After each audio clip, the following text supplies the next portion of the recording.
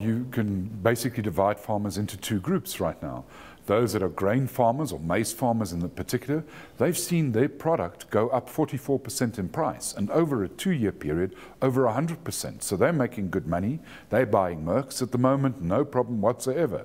The problem is, however, is that most corn ends up going into animal feed in South Africa, and some of it to human consumption, but those animal farmers at this moment in time are obviously under a tremendous amount of pressure, and they're having to look at how can I sell my product for more, because my input costs, in other words, the maize that I'm feeding my chickens or my cattle, has risen quite tremendously. And therefore, I need a lot more money at the other end, but that's not coming that quickly, because obviously people that represent the consumers, whether it is retailers and so on, they don't want these steep prices, but they are getting some steep prices anyway from the effects of the maize price, not just in the animal products, but obviously directly in the maize products and some other places.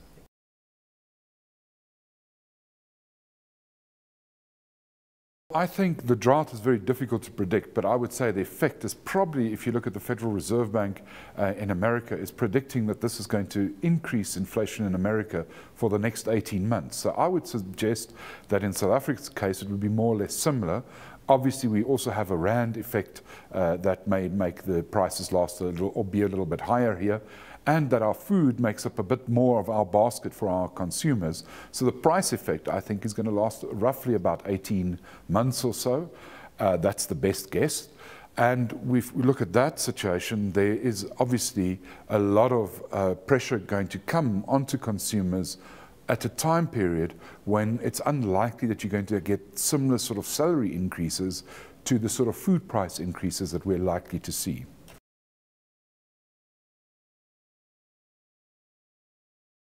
The fact of the matter is, very simply this: in South Africa, we will see maize prices come back down, but not as much down as before, because we, at this moment in time, got a huge amount of price pressures on the input costs of crop farmers. Some of those price pressures are the normal labor costs and so on, electricity, fuel, fertilizers, but there's other costs as well, such as seed prices. I don't think people realize that seed prices are today the second biggest input cost on the production side for the farmers.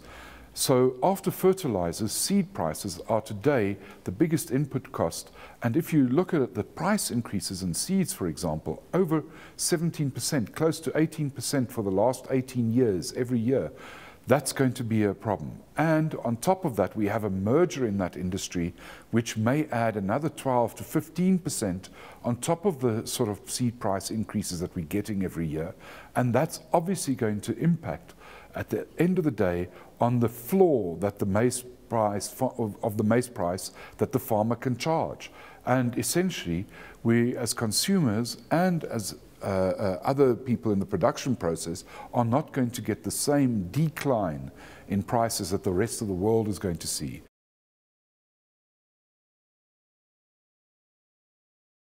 For South Africa as such, it's going to be a cost price of roughly 188 million to roughly 300 million, depending on what that price increase is going to be and on how much seed the farmers are going to buy in a particular year. But remember, this is not just a once-off. This is every year that sort of amount is going to come into play, and it's very likely that seed prices are going to remain the second biggest cost item for the South African crop farmer for a long, long time. And it may even, in fact, if this sort of duopoly is allowed to carry on, actually pressure the farmers even more than would normally be the case. So you may get a period where your price increase on every year is not going to be, say, 17 or 18%, but might go up to, say, 20% and so on, because it's much easier to do that. If we look at an example in Mexico, for example, where the same situation was allowed to develop, where these two companies have about 85% of the market, prices are roughly between 40 and 100% higher than in neighboring markets. And we're in a situation where these two are going to have about 90% of the market share. So that means that our farming input costs could be a lot higher than most of the other countries in the world, and the seed price arena, and obviously with the other cost pressures like electricity coming into play, it's going to be very difficult for our farmers. And if it's difficult for our farmers, that price increase at some stage is going to be passed on to consumers. And the irony of everything is that it's the poorer consumers who are going to get hit the hardest, because they spend more money on food than do richer consumers. Richer consumers in South Africa only spend about 10% on food, if you put it in very simple terms, and it's 40% for the very poorest of our consumers, and the middle class in South Africa is roughly at 20% on food.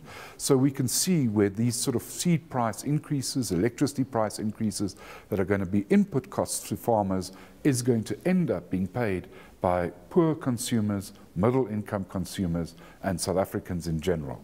So it's very easy to sort of say that these are just numbers for farmers. They're not numbers for farmers, they're numbers for consumers.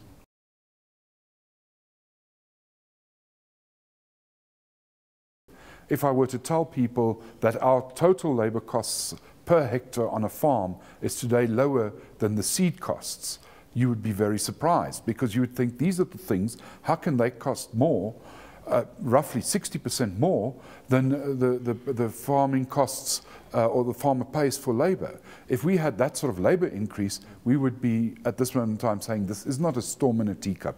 This is certainly, I would say, something very real, something that's certainly going to hurt South African farmers, not just the crop farmers, because it gets passed on into animal feed. It's also going to hurt the South African consumer, and it's going to make it more difficult for certain farming sections to compete against imported product as well.